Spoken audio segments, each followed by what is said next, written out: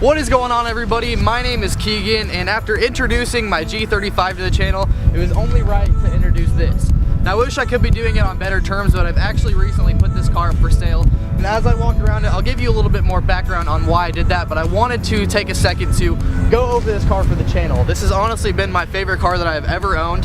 I know I already made another video about my dream car, and although I wouldn't necessarily say this is my dream car, this is truly my dream WRX, and I built this thing to exactly what I wanted.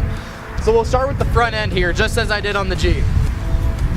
I don't know what my thing is for them, but I just love eBay front lips. This thing has fallen off 2 or 3 times, but it gives the front end a much more aggressive look. It makes it look much less like a mom van and more like a dad wagon. So I also had the headlights custom painted, blacked out by KDS Customs, a local company. They did an awesome job.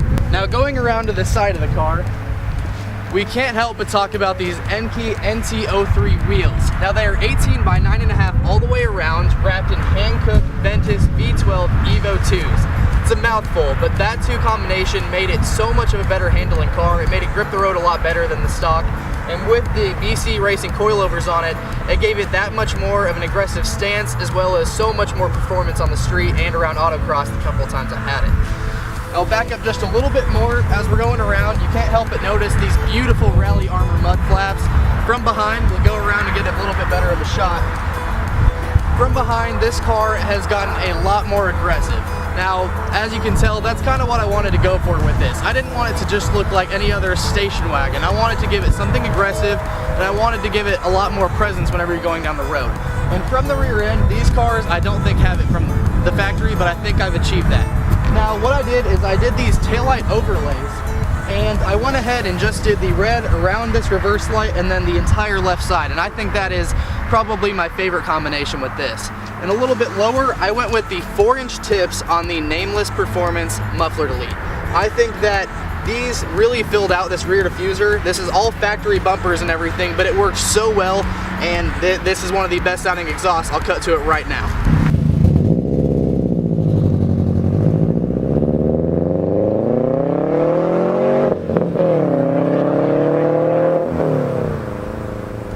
Alright, so coming around the other side of the car, there's a couple more things that I want to mention. First of all being the white line sway bars and end links that I went with. They, once again, complemented the coilovers, the wheel and tire setup, and gave it so much more balance and so much more rigidity as you're going around the track or around, just driving around town. I honestly think that that was the perfect combination, and it really set off with the rest of the stuff.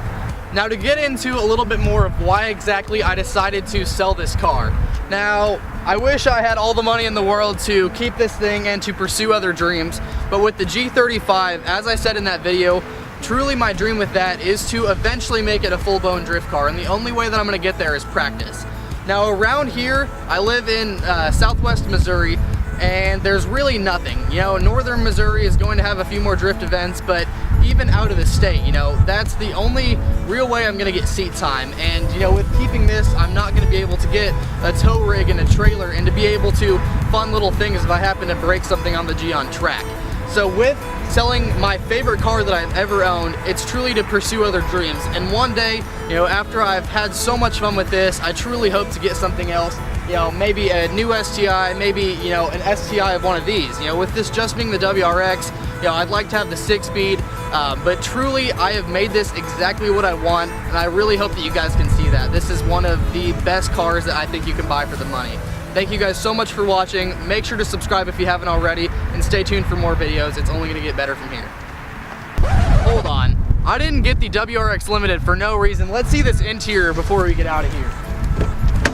Now, of course, is what you get with the Limited. You get these beautiful WRX stitched leather seats. They're very, very comfortable and actually really well bolstered to keep you in place for just driving around town or even if you use it at a track. Now let's go around. The back seats are just as you would expect, leather to match the front. But in here in the trunk, I've got a little something hiding that I want you guys to see. Now under this trunk mat here, right where the spare tire used to be, I've managed to fit a JL 8-inch sub and a JL 250 amp. Now these two paired together, it's not a very expensive or very, crazy audio setup, but it's just enough to bump the crap out of this hatchback. It is awesome. I wanted to show you guys this before I let out of the video, and I'll see you guys in the next one.